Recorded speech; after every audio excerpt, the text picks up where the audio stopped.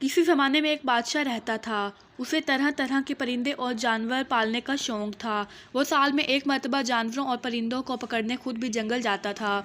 इसके पास कई तरह के जानवर और परिंदे थे। एक मर्तबा बादशाह जंगल गया।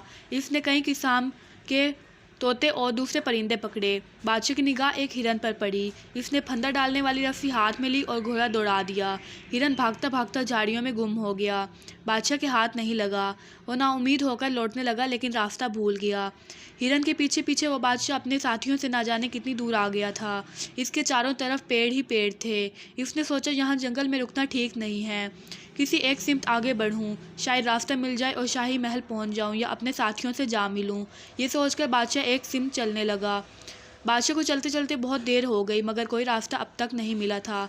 सूरज भी गरूब हो रहा था। सूरज डूबने से पहले बादशाह को एक पगडंडी मिल गई। वो घोड़ा मोड़कर पगडंडी पर तेजी से चलने लगा। कुछ दूरी पर उसे उजाला नजर आया।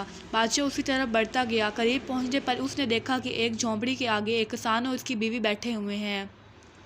किसान बादशाह को देखकर हैरत में पड़ गया।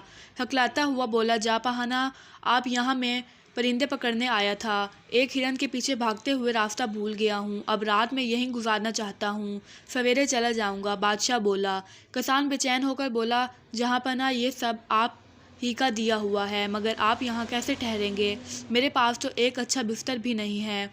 तो क्या हुआ? बादशाह ने कहा, अगर मैं किसान होता तो क्या शाही महल ही के मुलायम बिस्तरों पर सोता? किसान ने बादशाह का घोड़ा एक दरख्त से बांध दिया और उसके खाने को कुछ घास भी डाल दी।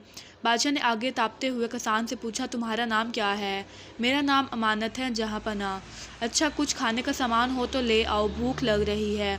जनाब, मेरे पास आपके खाने के लिए कुछ भी नहीं है, चंद सूखी रोटियां हैं, वो आप खा नहीं सकते। मैं खा लूँगा, तुम ले आओ। किसान हैरत ज़दा सा सुबह की बनी हुई रोटियां ले आया। बादशाह ने रोटी खाकर पानी पिया और खुदा का शुक्र अदा किया।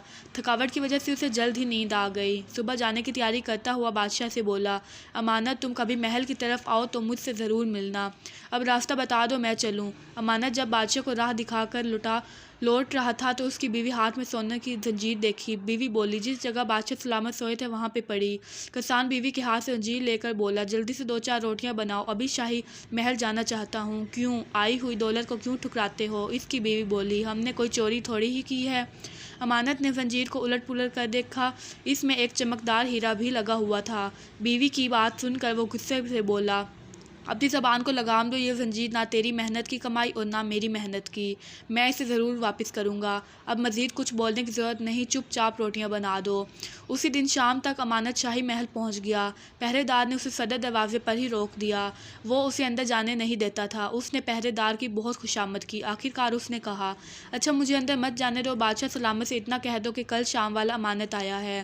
पहरेदार मान गया और उसने खबर अंदर भिजवा दी। फ़ौरन ही अमानत को अंदर बुलवाया। अमानत ने फर्श से सलाम करने के बाद जंजीर बादशाह के सामने रख दी। बादशाह खुश होकर अमानत से बोला, मैं तुम्हारी ईमानदारी से बहुत खुश हूँ।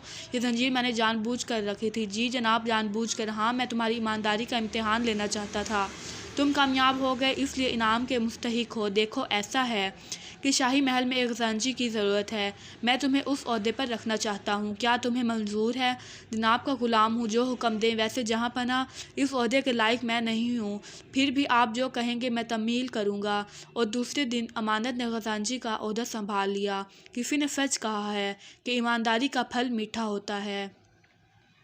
तो फ्रेंड्स, अगर आपने मेरे चैनल को सब्सक्राइब नहीं किया तो जल्दी से चैनल को सब्सक्राइब कर दें, ताकि आने वाली हर नई वीडियो आप तक पहुंच सके और आप अच्छी अच्छी कहानियां सुन सकें। और वीडियो को लाइक करना ना भूलिएगा। Thank you.